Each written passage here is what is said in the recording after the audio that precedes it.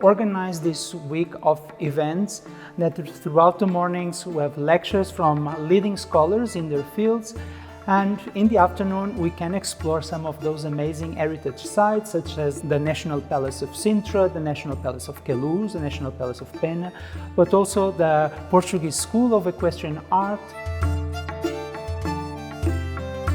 The 17th century and the 18th century, it was normal.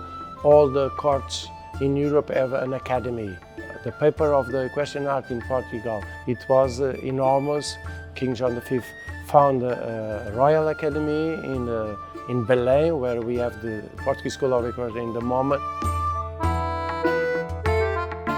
Together with the sessions that are super high profile, we also have these practical experiences of the spaces. This makes it, a very special place to meet.